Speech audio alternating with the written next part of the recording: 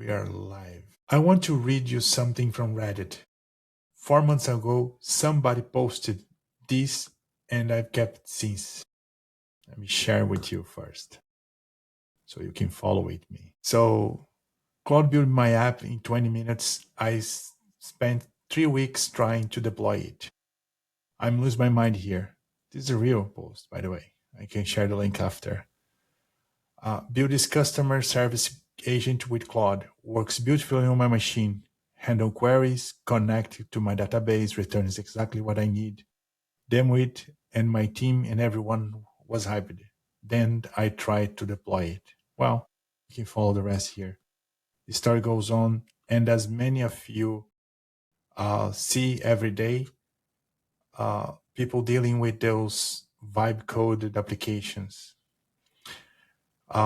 So, and these 20 minutes repeat over and over again. These 20-minute stories repeat over and over again.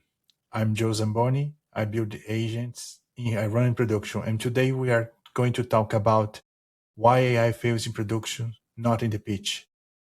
I'm here today with Rodrigo Matos, my co-host. Hi, Rodrigo. Hey, Joe. Thanks for having me again. This is our third episode of our podcast, Unapologetic Signal. And we still don't have a person to put the music after, but we at some point will have. Gonna have some people helping us with production and yeah, effects. Yeah, that is the reality of doing live real without AI. So I think part of the doing real live is the mistake, so we can make sure that we are real, right? So AI doesn't. I mean, we have to count the fingers, right? How many fingers? Yes. How many fingers we have, if they're the same size, if they're our normal size. I saw a meme, like it's a very famous one, a photo in a train, and it asked the person to find the AI mistake, but then you're focusing on one side of the picture, and then the person had like 3 or 4 hands or something like that, because you're not looking at the details, you're looking at the I'll see if I find it, I'll post it in the comments.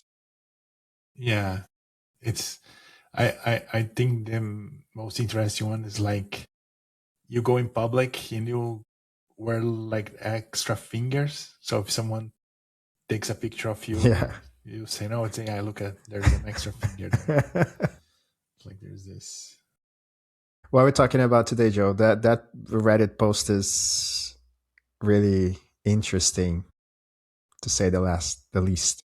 Yeah, I kept this post with me, like I shared with you, and my water is really noisy today. That's right.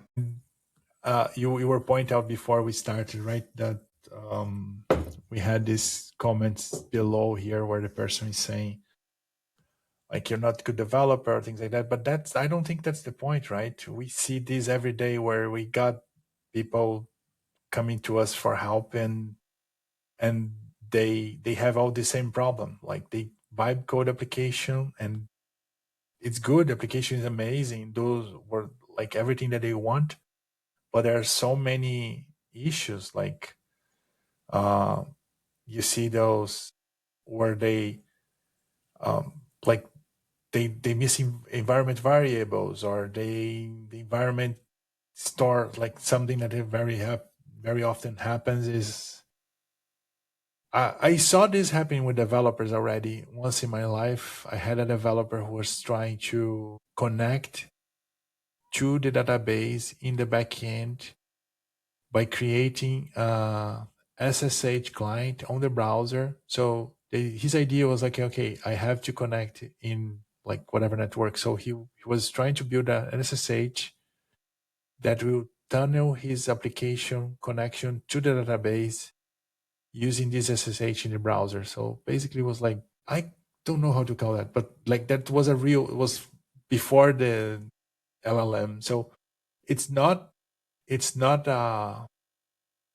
what's called, it's not a benefit, I would say, of AI to make those crazy things like store API keys in the front end. So before the arrival of internet, developers were doing those things too. So it's not a new thing. Like and but it's definitely exploded after AI because not always the models take the best decision in mind. Because like when you start deploying an application and you say, "Oh, it's an MVP." So in a MVP situation, when you tell the model, it assumes you run on your machine or in a very similar environment, which it's unsafe or no most of the case. And what you have in mind on your MVP, oh, I'm gonna test with a couple hundred users because you think that you have millions of users at some Hmm. point. But the AI is not aware, so there's an expectation that is different between you and the developer, which is the AI, and it takes decisions based on that. There are some people that are starting to tell the AI model, "Oh, this is a critical application which you run in a hospital or something," and the decisions that the AI takes because of it are very different. So there is a contextualization of where your development is that creates these kind of things. But we also will complicate the deployment because the AI will not let you to, let's say, deploy in a very small environment will require a lot of more things to be done to get deployed. So there is a this um, lever that you can switch between deploy in a very high-end environment and deploy on your laptop, and you have to figure out this. So the problem is AI is not doing the wrong or or the right when getting to production. So it fails in production not because it doesn't know what to do, it's because the whole production has a bunch of levers that you can push one way or another, and that creates those like I vibe code an application. It's real. Like we did not post this 4 months ago to this episode. Someone else on the internet posted, and we got this. Um, and we can share the link after on the post. But like, it's real. So you're not alone in this. If you're having these issues, make sure that you're not alone. Yeah, Joe, I think you started talking about it, but I want to stay in this line of thought. It's a meme for decades that a developer will say it worked on my machine, right? W- Uh, could you like go a little bit uh, deeper on the difference now with AI, or is there a difference? Because people, developers have been saying that. That's what I mean, right? It's like a funny thing that everybody jokes about. What is different now with AI, if there is any difference? No, I think there is one more scale of working on a machine now, right? Because it works on sometimes you vibe code on the model and you see in the UI, like the Claude UI or the Copilot UI, you see that working there, and then when transferred to real code, it doesn't work anymore. So there's one more level of it works on a machine. Although I already saw things like an example, you have a developer who has a bug who just works on his machine. So it was like I saw that happen too. So, but uh, this environment, like an example, we have uh, agents that work for us doing our job right on the DevOps side, and they literally can only work on our machine. So because of the access and VPN and all those things, so it's not uh, it works somewhere else. So there is this balance that we have to find the correct environment to everything to work, and that's I think a very important aspect that people miss sometimes is like, okay, one thing is um, it works on my UI or my application or my desktop, like people mentioned, right? But the other thing is you have to make it a deliverable over the internet. and that is a way different step, right? We go back to the does it work on my machine, and it's not a good or bad thing, as I mentioned. It's just a step that you have to take, right? Mm-hmm. And I like that you said like you're not alone. There's probably hundreds of thousands of people, developers that are doing the same thing. Do you think this is a whole new like category now? I don't know if business category, but like I don't even know how to call it. Yeah, it's a business opportunity, Mm. Mm-hmm. right? Um, like for the technical people, right? That it thinks that they're gonna get unemployed. That's my actually thinking. This thing is gonna explode. Like a lot of people will start producing applications, and then to generate a lot more opportunities. I don't know if the SaaS business will survive because now each individual enterprise can build their own applications and customize. Like the SaaS business, I think we discussed that in past episodes. They had the opportunity of standardized process across different business, right? You have, I don't know, ERP or CRM, right? Then now your company can build a whole CRM as fast as buy one, right? You just need to deploy it. And that will be 100% customized to your own business. So you can have a different sales strategy, pipeline, everything automated and built by your own team. You don't need to buy. In that sense, we will have more opportunities to developers and to technology in general than we used to have. The problem is this middle point where we are that people did not understood that they can do that yet, or the people who understood are the ones who are still betting on the AI. Just the AI models will solve everything. So we, we have this like intermediate era now where we're not there in either case, and that's just like um if I would know the truth, right, I wouldn't be here. But Yeah. that's my bet, right, that we'll have more opportunities to everyone. And the other scenario is now I think we discussed a bit on the last episode, but you have the enterprise customers where in their case, they are also build apps locally. And the IT is not prepared to onboard these new applications. So you have all these new technology that can speed up the whole business and deliver more value to the entire stream of the value stream of the business. And the IT teams can't absorb them or can't deploy them as fast, not because they don't know what to do, they know what to do, but they are also uh, building things faster than they used to do. And there's like conflict between all over the place. So the companies who can drive all these value generated fast and together, like build these pipelines of multiple applications, I think is the one that we're gonna survive and thrive. Uh, Being optimistic. yeah. I wanna get this that you said about enterprise, and I want to relate with something that the guy said wrote in the post. He wrote, "I'm a decent developer, but I'm not a DevOps person." Right.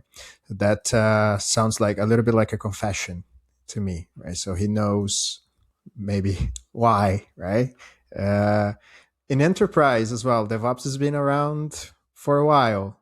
Do you still see like space? I mean, there is space for growth, of course. Like, do you think that DevOps is still not? I'm not gonna say taken seriously, but people don't really care about DevOps until things don't work.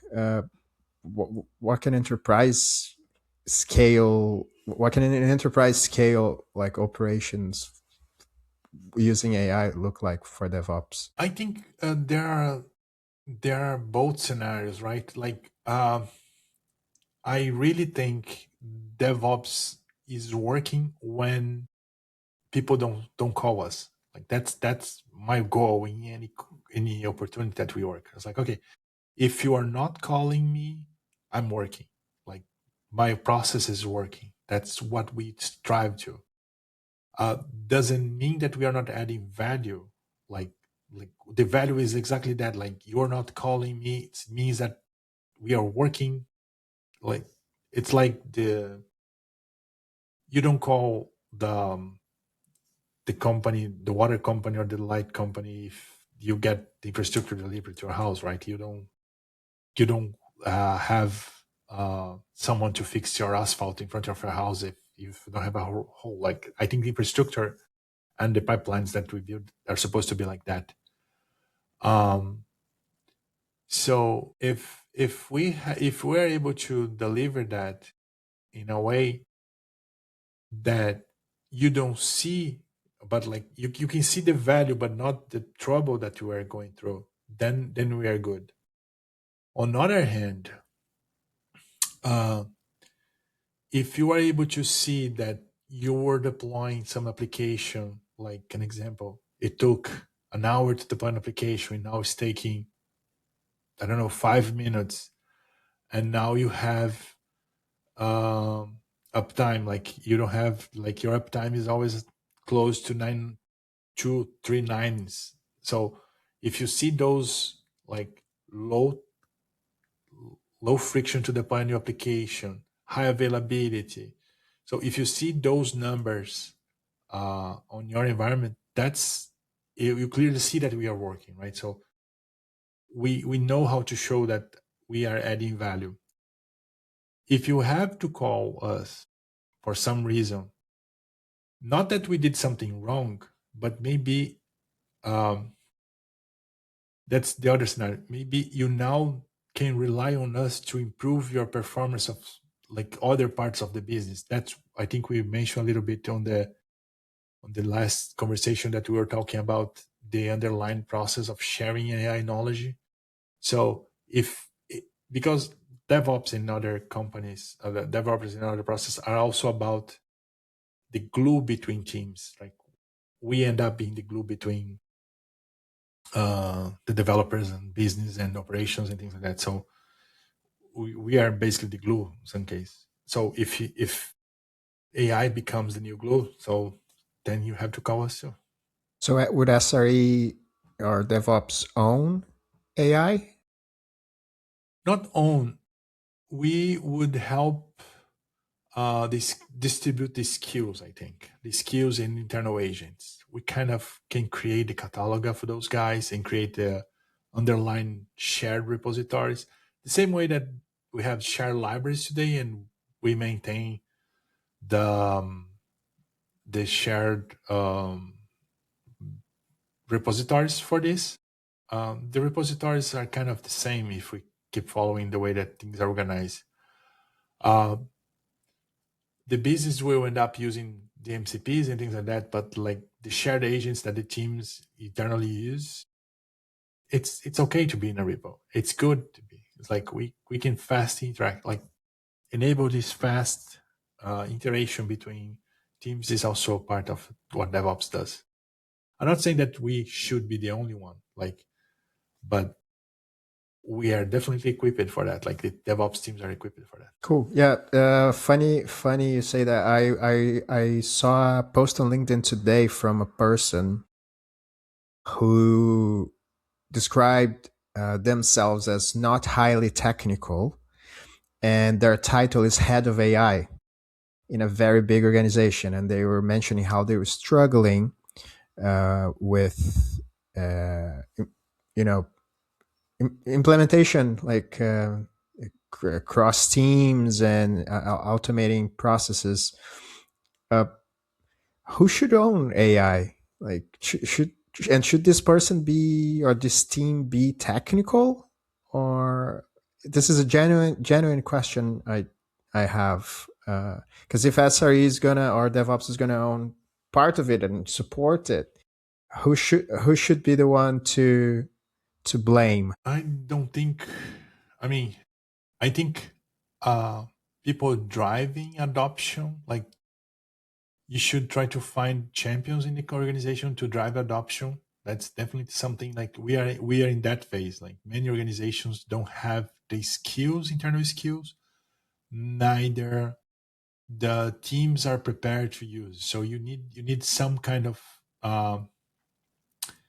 intermediate period adaptation or adoption. And in this case, you can have leads of AI, things like that. But I think AI at some point will be embedded in everyone, like every system in the company. Like you have agents and systems working together and driving uh, experiences and things like that in many different ways. That it do not have like one head of AI. I don't think like we'll have, because it's different than let's say um, a computer, right? You have a computer, and then you have the IT team to take care of that desktop or things like that, and they have some manageability of that thing. But then you have um, sales and marketing or revenue, right? They manage sales and they make revenue in your business. Um, that's fine, but like if and then you have finance, then you have. But if you see AI, it's in all these places, and the agents are completely different. The process and the things like that. So you might have some. How can I say? It's a now that you're asking the question, it's a complicated because it's somehow it couldn't. It has to be part of the management level, Mm-hmm. but not independently. Otherwise, you become, it's like I don't know. It's this is part of the CEO office or the COO, something like that. It's part of Yeah, the organization core itself. Is not. I don't think it should be part of an extra organization. It should be part of the core of the whole business. It's not something that we need a new position for. I what do you think? I think it makes sense. This person I'm mentioning is chief of staff, I think. So he's working with operations. Yeah, I guess, yeah, I guess that was their idea behind that. yeah, because Yeah. it's like it drives the whole organization now. Hmm. And I was going to ask you, Joe, is why isn't OpenAI or Anthropic just solving this issue, or are they, and we don't know how to use it? Um, so there's two sides of this coin. If they solve, um, then creates a huge problem for us, for as an industry, right? Because they become the platforms that host the applications and the agents and everything. Like they are trying to.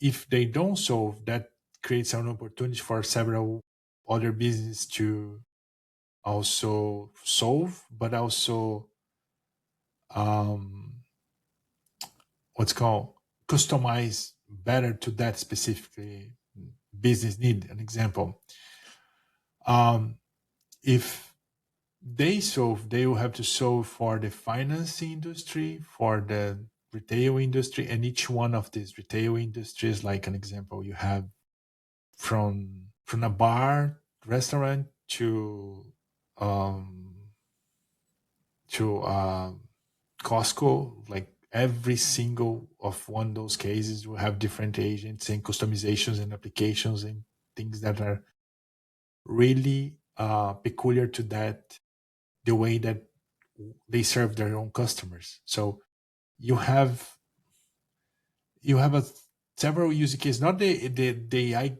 don't know how to, but it'll become a boring place and also an opportunity to new business to beat the AIs, because like I was having a deep conversation with an agent the other day, and it was related to, I think I did a post on my personal blog about, it was related to how it's like, the conversation was like literally relate to, like, you have a dog too, like Hmm. when there's a thunder coming, you have the dog and us, we get scared about the thunder, right? We have the same biological connection with the noise and things like that. An AI model doesn't have any biological connection with the thunder, but it can explain, because it does have access to words, the thunder, the feeling. It can explain it. It's word, but it doesn't have the connection. And in the middle of the conversation, the agent actually, yeah, I don't have it. I don't have this. I cannot feel the thunder. I have all the explanations of different, maybe, I don't know how many words they have for thunder there and how many explanations. It doesn't mean it's our feeling of the thunder, or my dog or your dog, or like. Hmm. So there is this, um in the same here in business, right? It can have explanation about millions of business, about the way they do things. But as soon as it all becomes standardized AI, someone will disrupt and create a different thing, because we are not, bound by the words. We're bound by something different that they don't have access. Hmm. So, and that is like annoying, because people keeps thinking that they are, sentient or whatever, like they are beings, because Yeah. they have all the descriptions of the things, but they forget that we have something beyond. So, and we have the need, like they don't have any needs, right? So Yeah. we are bound and connected by something that doesn't matter how many words you can try to describe, we still have something different. So there is a good thing that people will have a lot of problems solved, but there is also an opportunity that will be created by, if everybody solves the same way, right? Because you have the outliers. We still can be outliers. Nice. Yeah. Uh, I don't know if are you familiar with the Richard Dawkins guy? It's like Yeah. you Yeah. see that I he's the have the, biggest atheist in the world, and he's impressed by AI, and he's kind of yeah. converting to kind of an AI consciousness kind of Yeah. discussion, right? Which I think it's fascinating. And but uh, let's go back to the beginning of the episode, the Reddit post. If that guy had posted that yesterday, and you reading that post now, what would you tell him to do? Call us though. Just kidding. Call me. No, I think is, uh, it all depends on how much time you have, right? So if the same way that you don't know how to develop an application, now you delegate into to an agent to develop and try to build, you can also delegate the DevOps work to an agent, right? You can call, okay, I need to deploy this now. Can we make a plan? And that may change your application when you start to give to share those, needs with the agent. It will start to change your application and your workflows and things like that to, a more mature way to deploy and to write the code and things like that. Remember when we talk about, if you tell MVP, and then if you tell it's a hospital application, it will behave different. So it's the same. uh, you can start your developing your application giving these parameters and iterate between them. If you have time, it's okay. You can iterate and get the application to be deployed. If you don't, then you need someone to help. Someone has the expertise.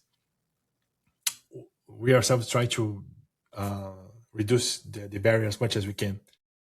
And it's important to remember, as you are having an idea these days to develop and deploy an application, a lot of people are having ideas and to develop and deploy applications. So as fast as you can get to market, as fast as you can, you get in front of the users and things like that. So there is a cost of there's a lot of variables that you have to analyze. Is it worth me? In his case, is he was on 2 weeks. I don't know if he finished. I didn't read it entire. If he got it deployed or helped from someone, but like, is it worth to expect to wait for more like I don't know, 4 months or Mm-hmm. something like that? I don't know how long is he there to deploy, or no, he can figure out, ask for help. So it's all cost of opportunity in this case. Right? That's I think is the important step, and being open here. Like you have to evaluate your case and how fast you can get to production, because competition you definitely will have. Cool. All right. We're a little bit over 30 minutes. That was it Yeah. was a great one, Joe. Yep. Great one. It was a good one. Are we giving All a right. sneak peek of next week, or people can just tune in to see? Yeah, I think we need to yeah, next week we're gonna talk about a little bit about the agents and how they work and how can we make it them better. That's the hype, right? That's the whole hype right now. And how can well it's enough. I think I'm gonna start Yeah, talking yeah, about yeah. Save it for next week. yeah. And yeah, so as we continue to start this podcast, like this is our first trial of this podcast, but we hope that we can keep going. We're not stopping. Uh, and if you have any feedback for us, please let us know. Comment on LinkedIn. We're posting this normally a day or two after on YouTube, where we actually have more views. I think I don't know why. Mm-hmm. And I don't think LinkedIn likes me yet. If you can follow us on the LinkedIn, we are trying to get to 100 followers there, so we can start doing lives instead of my account doing lives directly on the Unapologetic Signal channel or page. Yeah, thank you, Rodrigo. Thank you for one more, and see you guys next Thursday. See you next Thursday. Thank you, Joe.